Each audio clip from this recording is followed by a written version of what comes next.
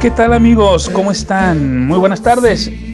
Es una fecha compleja. Hoy hemos sido sacudidos por decisiones parlamentarias, no parlamentarias, sino de nuestros legisladores, en donde nos ha dejado la piel básicamente como si fuéramos recién bañados, nos sacaban al frío, ¿verdad, Fososki? General, me gustaría decirte buenas tardes, pero contrario a mi carácter, mi búsqueda de siempre estar de buenas, no le veo lo buenas hoy a las tardes. Me parece que ha sido una semana terrible para nuestro país, una semana dura, una semana que va a quedar marcada en la historia por decisiones tomadas, una por el cuerpo de legisladores y otra por el cuerpo de ministros de la Corte, que van a quedar ahí grabadas junto al 2 de febrero de 1848. Para los que no lo saben, es el día que se firma el Tratado de Guadalupe Hidalgo, y ese día es recordado por una gran traición a la patria, y me parece que esta semana será recordada de la misma forma. Bueno, pero sí son buenas tardes. Ya veremos, les tenemos preparada una sorpresa en la Resistencia el día de hoy, un invitado de super lujo, un invitado que pues lo tuvimos que pelear por ahí con la NASA y con la ONU y con la OMS, y decidió venir con nosotros en lugar de con ellos. Así de relevante, pero sí tenemos decisiones difíciles esta semana, amigo mío. Primero tuvimos esta decisión de la Corte de avalar una consulta popular para aplicar la ley. La ley no puede estar a gusto o disgusto de la gente, por eso es independiente, o tendría que ser independiente. Pues nuestros ministros, no todos los ministros, hubo quien se mantuvo en una postura congruente, pero la mayoría sí decidieron decirle al presidente: hágase tu voluntad. Y por otro lado, el tema que nos atañe hoy. ¿Cuál es ese tema, amigo? ¿Cuál es ese tema, general? Bueno, tenemos un tema en el cual requeríamos de una persona que conociera de este asunto. Pues resulta ser que en cuestión de 7-8 minutos, el partido Morena y sus secuaces lograron lo que no se había logrado en mucho tiempo, que es demoler la capacidad de generar recursos mixtos para desarrollar proyectos y obras. Verán, amigos, el ámbito científico es uno de los ámbitos que en México tienen una problemática para subsistir, porque en otros países un dígito, 10% de su, en Corea del Sur, por ejemplo, 14-15% de su PIB se le inyecta a la investigación. Y nosotros tenemos en México que el menos del 3% se desarrolla para la educación, y con todo el ámbito educativo le dan unas migajas a la investigación.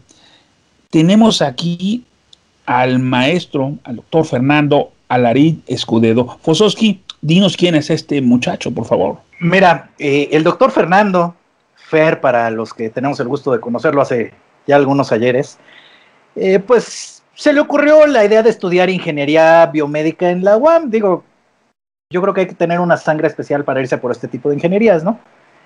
No le bastó, dijo que no era suficiente, que era muy poca cosa para él, y entonces decidió estudiar una maestría en economía en el CIDE, que ya es palabras mayores. Tú y yo sabemos que no cualquiera se avienta a meterse al CIDE, ¿no?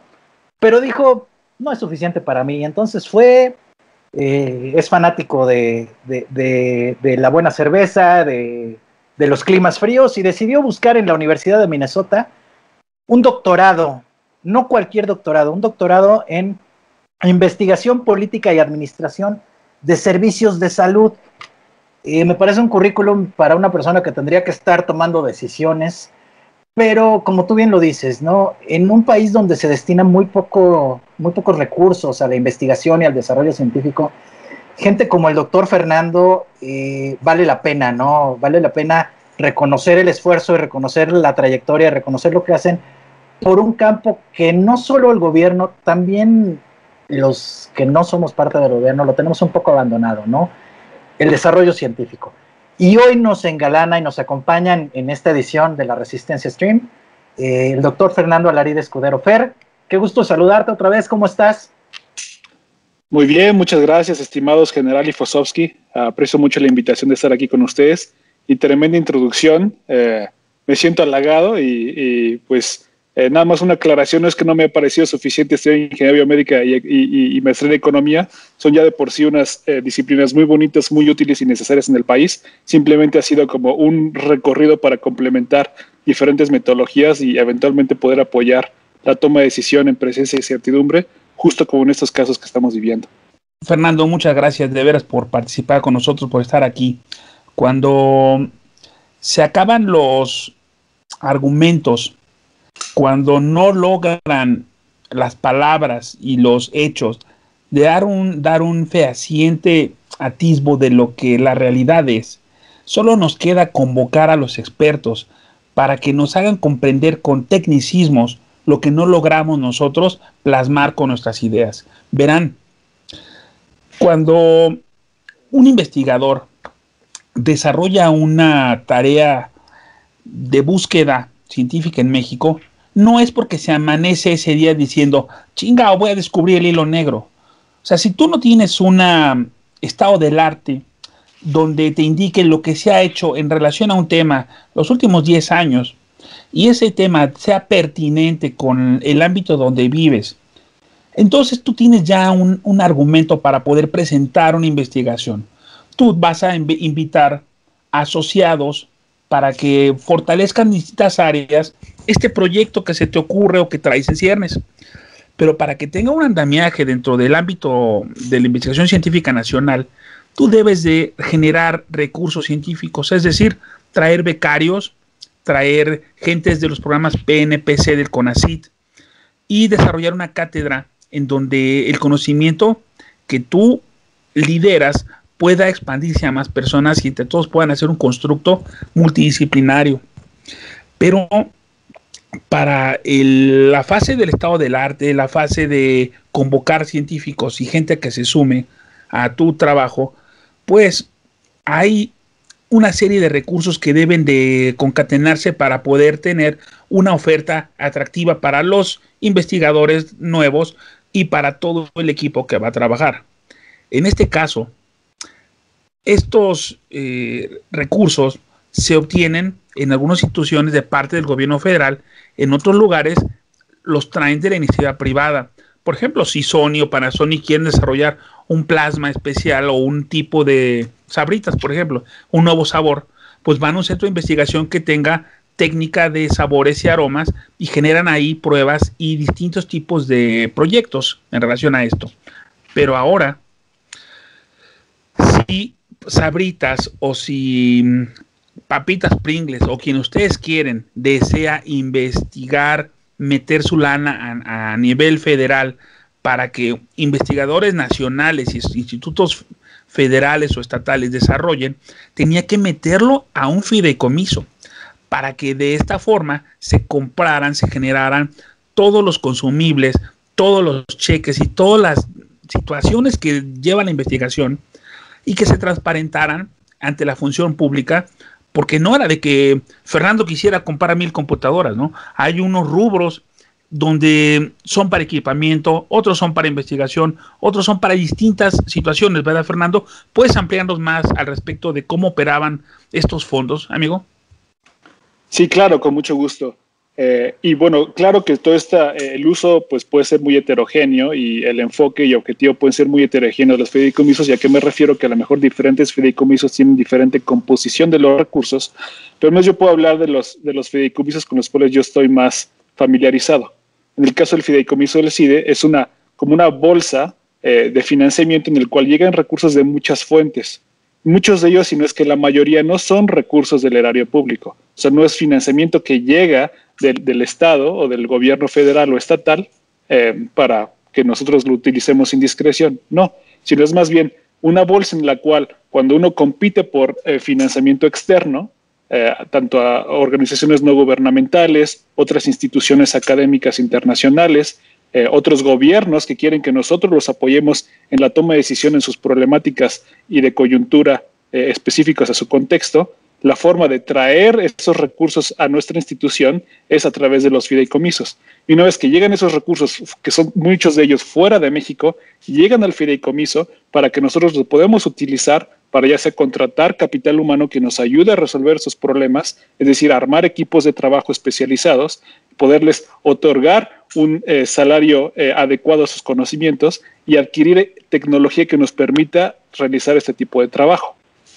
Ahora, esos fideicomisos nos permitían hacer ese tipo de actividades, como dice, si Pringles quisiera contratar un centro de biotecnología en México para mejorar su fórmula, su crujido de la papa a la hora de morderla, y quisiera contratar a tecnólogos y técnicos mexicanos, pues va a aportar financiamiento. Ese financiamiento llega a un fideicomiso y después las tecnólogas o tecnólogos podrían hacer uso de ese financiamiento y administrarlo en diferentes rubros, como mencionas, general. Entonces, este fideicomiso permitía esta maleabilidad y no pasar por muchos procesos burocráticos para hacer ese uso del recurso. Y la ventaja que nos daba es que no había retrasos o minimizar los retrasos en el uso de los recursos, pagar sueldos. Cuando no se hace estos financiamientos, no llegan a fideicomisos, el poder acceder a ellos para utilizarlos pueden pasar por una burocracia que retrasa su uso. Entonces, ¿qué implicaciones tiene este retraso? Que cuando yo quiero contratar a alguien que me ayude a realizar un proyecto, por ejemplo, en este caso que estamos haciendo muchos proyectos relacionados con el COVID, tanto en México como en otros países, y yo quiero darle un sueldo adecuado a las personas que me ayuden, yo tengo disponibles esos recursos para poderles pagar cuando les toca mes con mes o quincena con quincena. Si no fuera a través de los fideicomisos, si no fuera a través de otro mecanismo, digamos directamente de la institución, esa burocracia puede hacer que no pueda pagarle a estas personas en tiempo y forma, sino que a lo mejor me tarde un mes, 2 meses, hasta 3 meses sin poderles pagar. Entonces eso también pues genera un impacto a la población y personas capacitadas en realizar este tipo de trabajo. Entonces lo que eran los fideicomisos funcionaban, al menos los fideicomisos de las cuales yo estoy más familiarizado, funcionaban como un catalizador y un amortiguador para hacer que no pasara mucho tiempo sin que nosotros pudiéramos acceder y hacer uso de esos recursos y nos permitiera a instituciones internacionales o instituciones privadas que nos pudieran dar dinero para poder llevar a cabo este tipo de investigaciones científicas. Así es, porque, bueno, dentro de la gestión de la tecnología en México, se entiende que el principal problema que existe aquí es la gestión, porque es posible que el proyecto que tú tienes, Fernando, haya generado los recursos privados o de inversiones de otras universidades para desarrollar lo que tienes en mente en tu cronograma. Pero uno de los problemas que se genera en la gestión en México es la disparidad de tiempos que tiene el sector educativo, la burocracia tan grande, que no permite que haya una rapidez. Pueden tardar 4 meses en liberarte un recurso y puede llegarte incompleto. Pero mediante este tipo de fondos, tú, Fernando, habías a lo mejor conseguido cartas de compromiso, ya el depósito de organizaciones o de gente que fundara la investigación. Entonces tú en una caja chica, tu corporación, tu empresa, tu centro de trabajo, te podía haber dicho, ¿sabes qué? Mira, aviéntate. Cuando se recupere estos fondos, los vamos a meter a la caja chica para que se recupere esto. Y ahora no, ahora vas a tener tú que generar la forma de pagarle a la persona de alta calidad o prescindir de ella, ¿no? Porque no le puedes estar diciendo que trabaje de a gratis 3 meses con la idea de que quién sabe si en el futuro le podremos liquidar, ¿no crees, Fossowski? Fíjate que sí, general. Mira, yo aquí quiero hacer una pequeña acotación.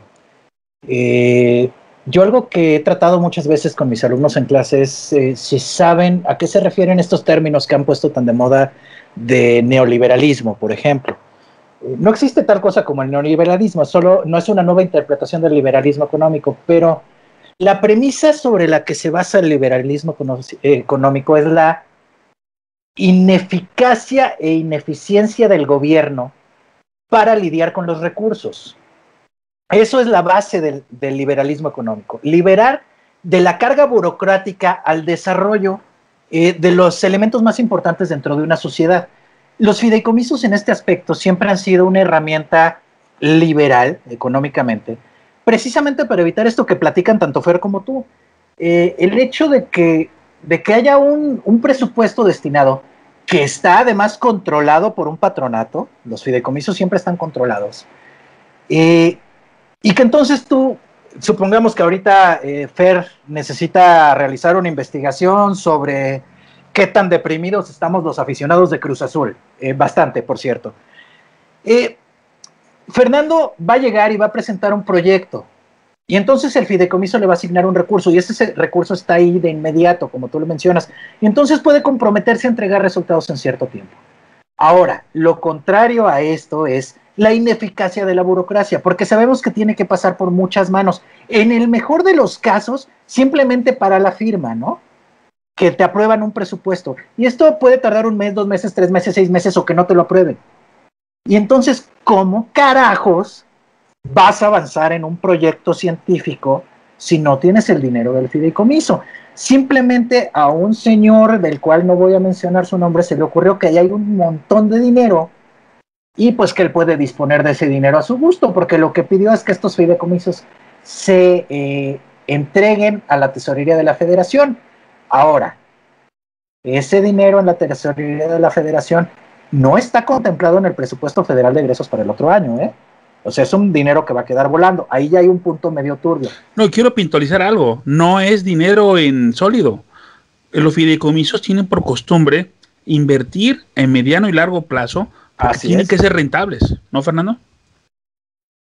Así es, y además un punto importante que han mencionado ambos es que mucho de ese dinero no pertenece al erario público. Es decir, no ha sido generado por el Estado, no ha sido generado incluso producto de impuestos, sino es aportado y es pagado para que los investigadores cumplamos con tareas específicas de investigación y ayudemos a resolver problemas por otras entidades. A lo de eliminar, y no es tan claridad qué significa eliminar, pero si el objetivo es, ahí hay un dinero que el gobierno puede tomar para redireccionarlo a otro lugar, no es dinero que sea del gobierno o haya sido previamente del gobierno, sino va a tomar dinero que nos están dando de otras instituciones para hacer proyectos que ya hemos firmado, ya nos hemos comprometido y ya nos han hecho la transferencia de esos financiamientos. Entonces nosotros tenemos que cumplir, tenemos acuerdos, incluso contratos que cumplir de investigación. Entonces a la hora de tomar esos dineros, pues entonces también me imagino que se va a incurrir en un tipo de penalidad por estar tomando dinero que no es propiamente del gobierno. No, ahí te va, o sea, la Universidad Johns Hopkins o la ONU o quien te ha fondeado, al enterarse de que, bueno, a él nunca le dijiste de que el dinero iba a parar a manos del gobierno, porque si previamente se le dice a los fondeadores, la lana no es para el proyecto, es para el gobierno y va a ser una vaquita y luego no hubieran metido su lana para acá, hubieran ido a Honduras, a Nicaragua, a la Universidad del Caracas, no lo hubieran hecho aquí. ¿Por qué? Porque es un fraude. El que tú des un dinero para algo y al mes que tú, Fernando, tengas que ir a dar la cara para decir, mira, así van las cosas, y le respondas, no, nunca vi la lana, no la he visto, ni sé dónde estará. Dense cuenta del abuso, del robo en despoblado que están haciendo, Foso. Fíjate que hay algo importante. Esta misma semana, no me acuerdo en qué mañanera, dijo López Obrador que necesitaba inversión extranjera y con esto lo va a espantar. O sea, no sé, me parecen muchas incongruencias que ahorita quiero puntualizar. Fer, ¿tú qué opinas en este aspecto? Sí, no, justamente si lo que queremos ser es competitivos en ciencia y tecnología a nivel internacional, y no solamente decir, bueno, por ejemplo, en este caso, queremos ser el CIDE, la mejor institución en ciertos tipos de ámbitos científicos a nivel nacional, no es suficiente. Si nosotros queremos ser los mejores, los líderes a nivel, no solamente incluso regional Latinoamérica, o incluso continental, sino mundial, pues tenemos que ser lo suficientemente competitivos para poder recibir recursos que nos permitan desarrollar y expandir lo que sabemos y poder generar conocimiento. Y sin este tipo de financiamiento, pues va a ser prácticamente imposible, o nos van a poner una gran desventaja que incluso muchos de los países que no están tan desarrollados tecnológicamente como México van a estar a favor de o en ventaja comparativa. E incluso lo que comentaban, general, que pues si de haber sabido diferentes instituciones con las cuales colaboro, recibo financiamiento, les digo, ¿saben qué? Ahora ya no vamos a poder recibir el financiamiento, o incluso el proyecto que ustedes me dieron, el financiamiento para el que me dieron, ya no lo puedo llevar a cabo porque saben que el gobierno lo va a tomar y no prestado, ni siquiera prestado, sino se lo va a tomar para utilizarlo en otro tipo de actividades y con otros tipos de fines. ¿Ustedes creen que me van a estar muy contentos de decir, pues no pasa nada, que lo use tu gobierno para ver quién sabe qué? Pues obviamente va a ser muy complicado también poder acceder a esos recursos de nuevo, y la credibilidad de México para hacer ciencia y tecnología, para apoyar otras instituciones, pues va a quedar prácticamente demolida. Sí, los defraudaron. La verdad, yo quiero hacer aquí una acotación, ¿no? Ustedes han visto el comercial del tequila Maestro Dobel, ¿no? Donde sale el bailarín mexicano y la violinista y todo. En el aspecto científico, tenemos un talento en México invaluable. O sea, hay científicos en México de talla mundial. Fernando es un ejemplo de ellos. O sea, no les estoy exagerando. Fernando es una persona respetada internacionalmente por su labor de investigación. Pero como Fer, hay bastantes científicos en este país que se ponen al brinco y se ponen al por tú con el que quieras. O sea, eso no es un secreto. Pero tampoco es un secreto que históricamente México ha tenido una fuga de cerebros brutal.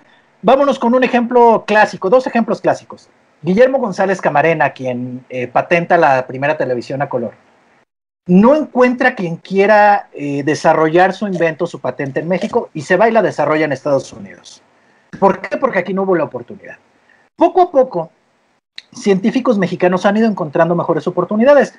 Volvemos al tema de Fer. Fer estudia en el extranjero, estudia un doctorado en una universidad de mucho prestigio como es la Universidad de Minnesota, y decide regresar a México para poner sus conocimientos, para poner su trabajo al servicio de los que vivimos aquí. ¿Por qué? Porque le tiene cariño al país.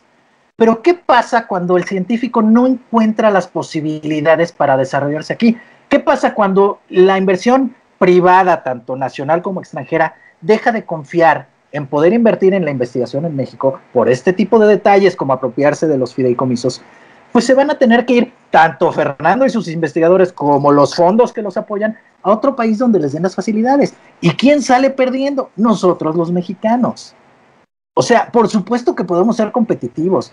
Somos gente que compite con quien sea, a donde sea, menos en fútbol en mundiales. No. En todo lo demás podemos competir como nadie.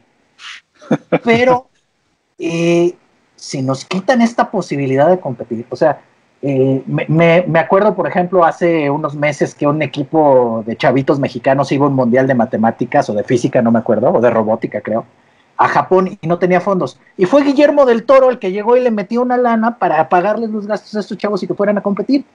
Bueno, pues eso va a pasar. Nada más que ahora Guillermo del Toro ya no va a poder venir a meter su lana porque la tendría que meter en un fideicomiso.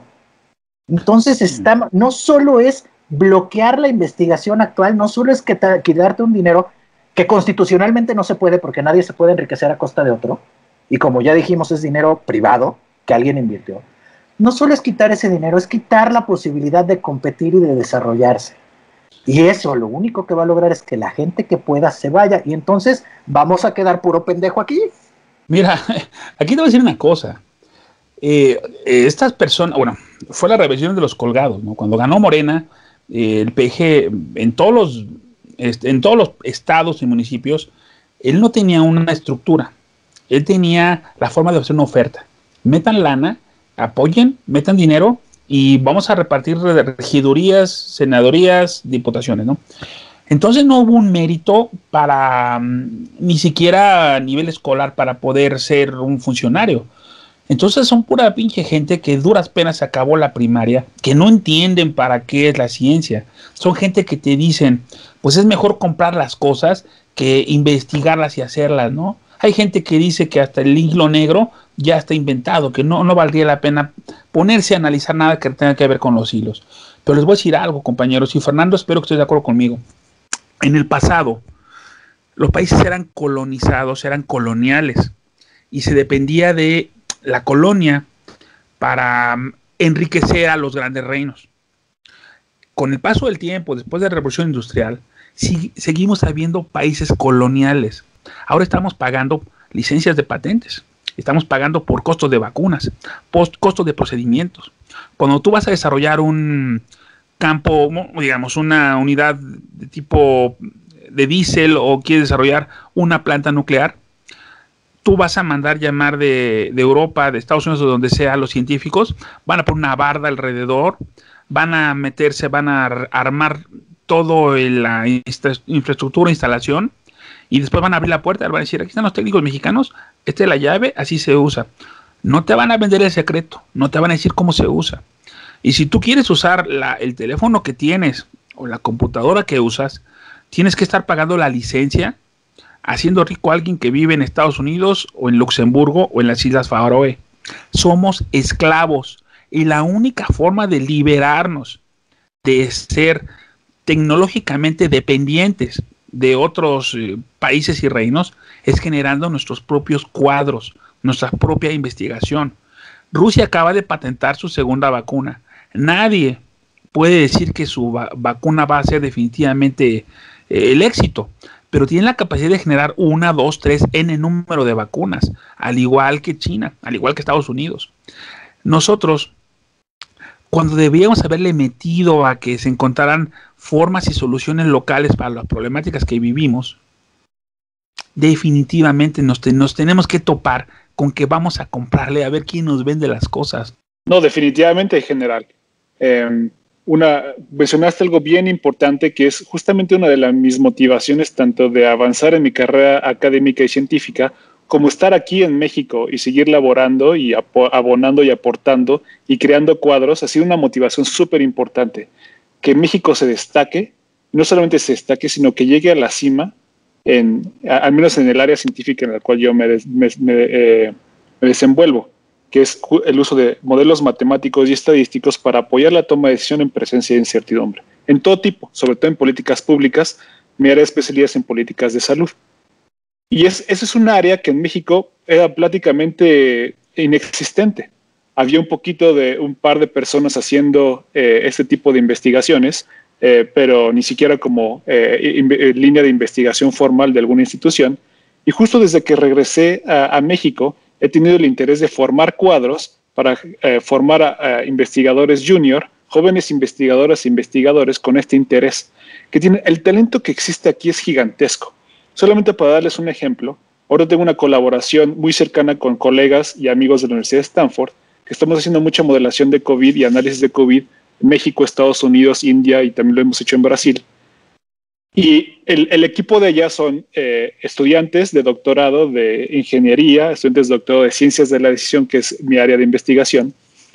Y aquí tenemos, pues no hay, en el CIDE Región Centro no tenemos un doctorado basado en nuestra sede, sino más bien en la Ciudad de México, que es el Campus Santa Fe.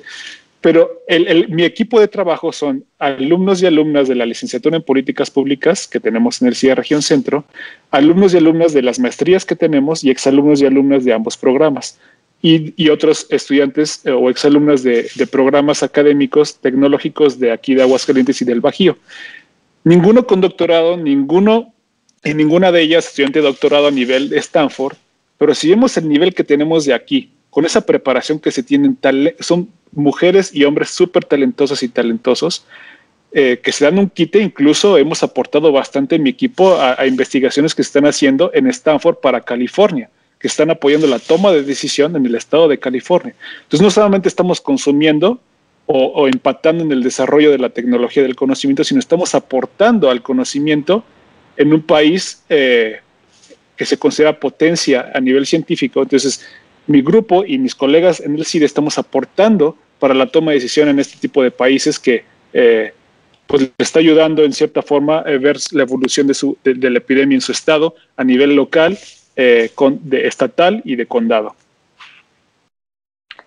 Mira, qué interesante lo que comentas, Fer. Nosotros aquí en México tendemos mucho a demeritar la formación con la que contamos. Decimos que no tenemos nivel, que nuestras universidades están jodidas, lo que quieras. Y me parece que es importante destacar esta parte. O sea, ligándolo con el tema de los fideicomisos, estamos quitándole la oportunidad a nuestros jóvenes y a nuestros investigadores de competir al mismo nivel con gente de otros lados. ¿Y qué van a terminar haciendo? El talento lo tienen tus colaboradores, que sin un doctorado, que a veces suena muy apantallador y pareciera que alguien sin doctorado no podría ni hablar con alguien con doctorado. tus estudiantes están demostrando que tienen talento y que tienen la capacidad y que tienen las ganas de trascender. Y si no tienen la oportunidad de trascender aquí, ellos van a tener oportunidad de hacerlo en otro lado, como tú mismo tendrías oportunidad. Yo estoy seguro de que si tú vas y pides una oportunidad de trabajar en una universidad de Estados Unidos o de Europa, te la van a dar. Y estás aquí, ¿no? Peleando por hacerlo en tu país. Dime, Fer. Sí, no, y es que justamente este talento muchas veces se demerita, ¿no? Pues es que en México a lo mejor no tenemos las capacidades, tenemos unas capacidades increíbles. Hay una cantidad de personas jóvenes y investigadores e investigadores tan talentosas y talentosos, es impresionante. Ahora, el problema es que a lo mejor no hay mucha oferta, pero sí hay ese talento.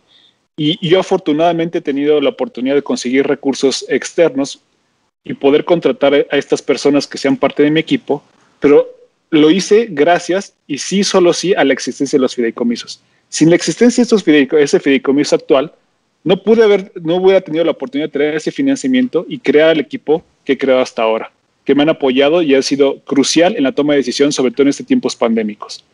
Entonces, hay mucho talento, hay que fomentarlo y hay que crear un sistema en el cual podamos albergarlos, podamos absorberlos y ayudarlos a crecer y madurar para que eso se convierta en una masa crítica. Mira, perdón, Fosovsky, dale. Gracias, general. Fíjate que, y no solo es el talento y no solo es el crecimiento en la parte científica, revisando los fideicomisos que este señor decidió desaparecer, los 65 originales que estaban en el primer proyecto son todos fideicomisos enfocados en la ciencia. Ya sabemos que esto le causa roña y tirria al presidente porque él no sabe ni leer, pero se sumaron otros fideicomisos enfocados en las artes también y en la salud. Y esto es todavía más grave. Miren, las sociedades primermundistas se caracterizan por algo, porque ponen al mismo nivel la ciencia y las artes. El desarrollo de la ciencia te permite crecer en un ámbito cuantitativo, como tal, crecer en volumen y crecer en conocimiento. Y el desarrollo en las artes te permite crecer en el ámbito emocional. Es decir, las ciencias y las artes, cada una desde su aspecto, sin decir que una es más valiosa que otra, permiten el crecimiento de la gente que habita en ese país. Y en este momento deciden desaparecer eso porque no es relevante para ellos. Porque no existe una relevancia en desarrollar a los científicos como Fernando, pero tampoco existe relevancia en desarrollar buenas películas y desarrollar buenas novelas y desarrollar buenos libros. Yo vengo de una familia tradicionalmente artística. Tengo muchos familiares escritores, familiares músicos, y carajo, son bien importantes también para el desarrollo de un país, y decidieron que no son importantes. ¿Por qué? Porque la gente que hoy está en el poder le da roña y le da tirria creer que alguien pueda crecer. Mira, y ese es el punto medular de este asunto de los fideicomisos. Ahí te va una donde te voy a dar una perla que corresponde a lo que acabas de plantear, Fosovsky. Durante la batalla del aire en Inglaterra, ¿se acuerdan que los nazis bombardeaban 20 veces al día a Londres y todos lugares circunvecinos, ¿no? No había forma, eran 2 años continuos de bombardeos, no había forma de que desarrollaran ellos una capacidad para defenderse de eso, ¿no? Entonces se le ofreció a Churchill que deberían de los fondos de la cultura y las artes ser destinados a armamento. Churchill en el Parlamento se paró y dijo: si perdemos los fondos de la cultura y las artes, entonces ¿para qué estamos peleando? Ahí nos deja el tamaño de la importancia, de la visión, de lo que representan las artes, la cultura y la ciencia para una nación de adeveras. ¿Para qué estar peleando si no tenemos el arte y la cultura, que son las cosas que teníamos nosotros que estar defendiendo? Verán algo, no es ninguna mentira que la ciencia estaba ya de cómo los científicos llevaban su situación de asociación virtuosa, ¿no?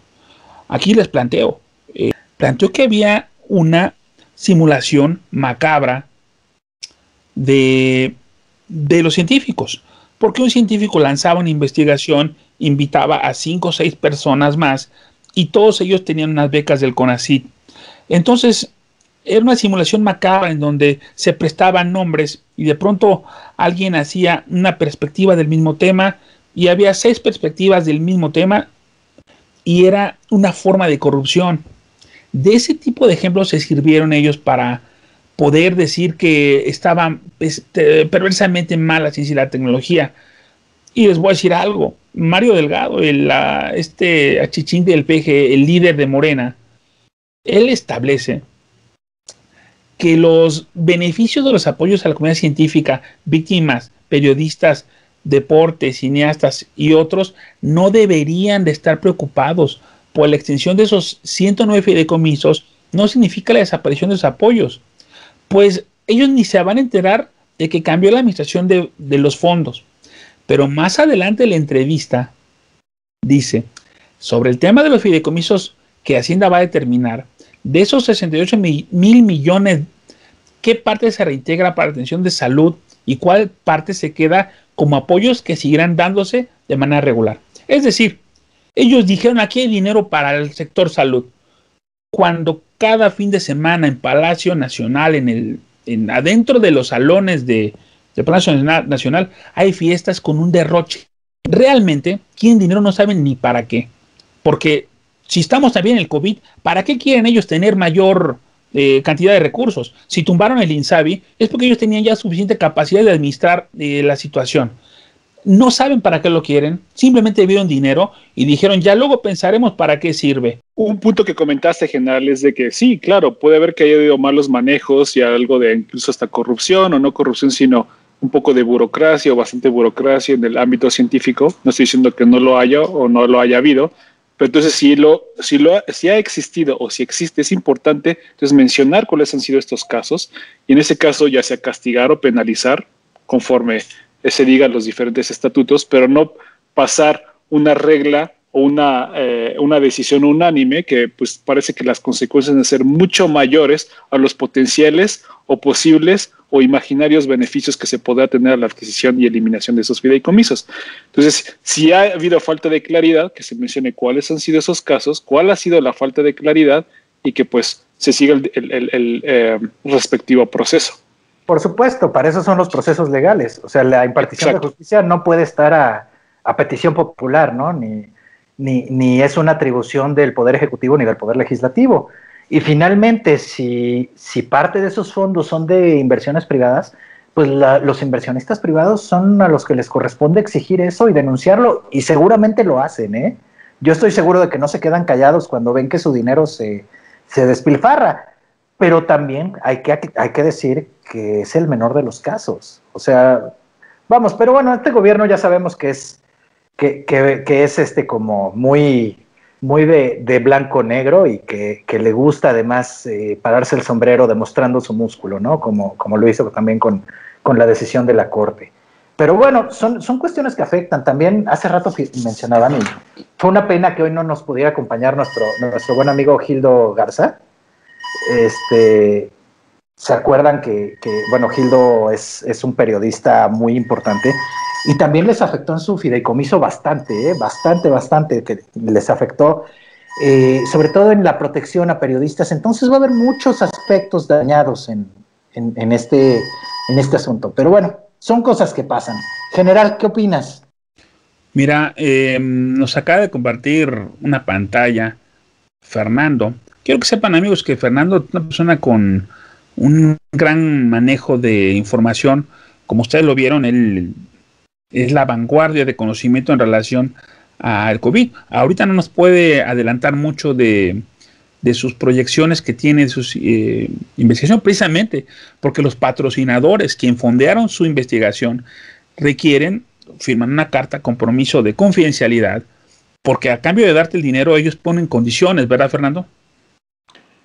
Sí, así es, y en el sentido de las condiciones es que tenemos un evento el próximo martes, 6 de octubre, y es que quiero invitar a todas y todos los podcast escuchas a la presentación de lo que hemos hecho con parte del financiamiento de la Sociedad para la Toma de Decisiones Médicas y de Políticas de Salud, que aquí lo estoy poniendo en la pantalla para todas y todos que estén viendo el podcast en YouTube, y si no lo están viendo ahorita igual se pueden regresar a ver la pantalla y la información de esto, como que lo vamos a poner como link en los comentarios del podcast, pero pueden ver que el 6 de octubre vamos a hacer presentaciones sobre proyecciones que hemos tenido de la evolución de la pandemia del COVID-19 en la zona metropolitana del Valle de México, y que ha sido este proyecto financiado por esta sociedad que les comento, Sociedad Académica, a la cual yo soy miembro. Entonces los invito a todas y todos para que se registren a esta conferencia anual.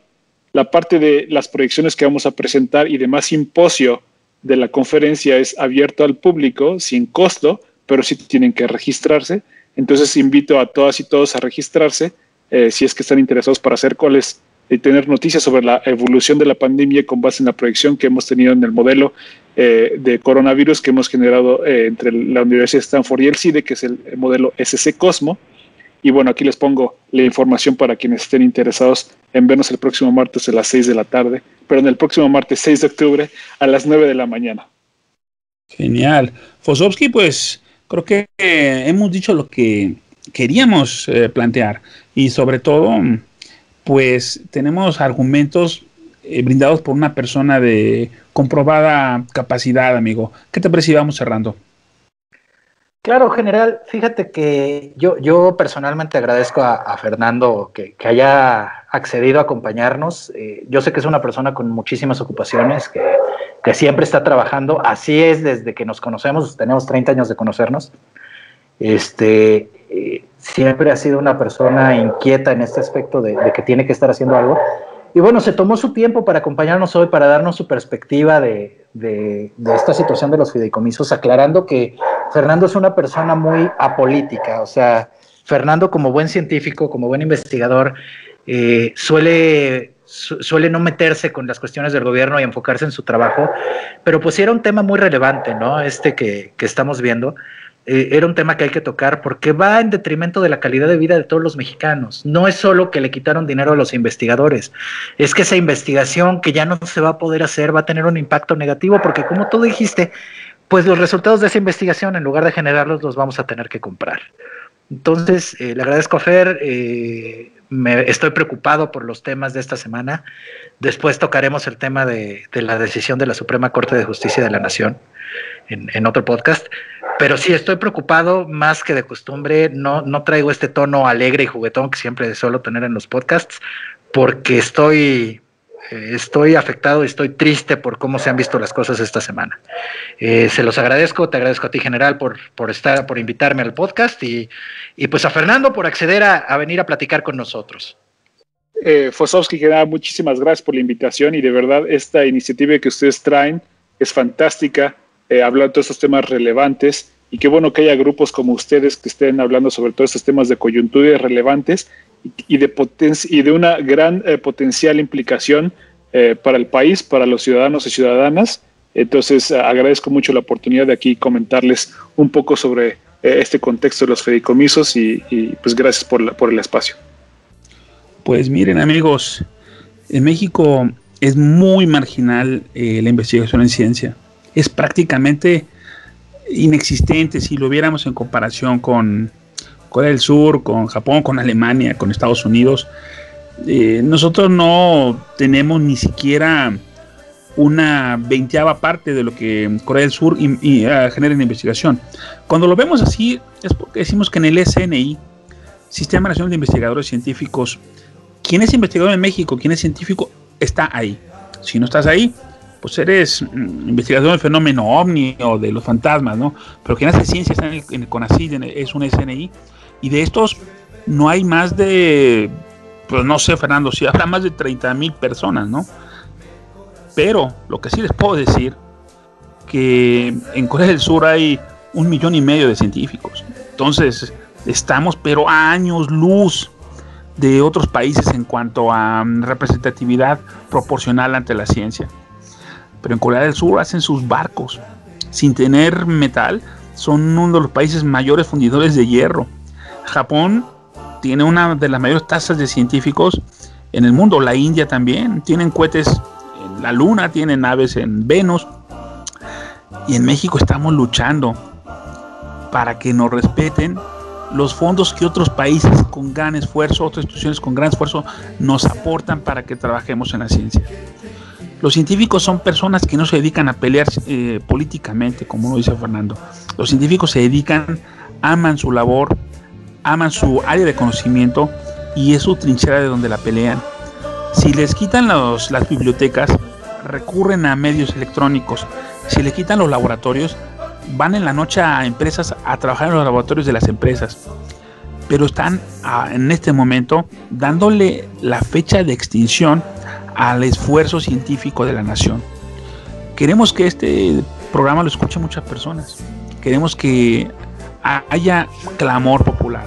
El golpe ya está dado. De esto no se levantan. Pero nosotros lo sabíamos, lo consignamos. Les pedimos que se cuiden, que sepan que la resistencia está en sus manos. Muy buenas tardes.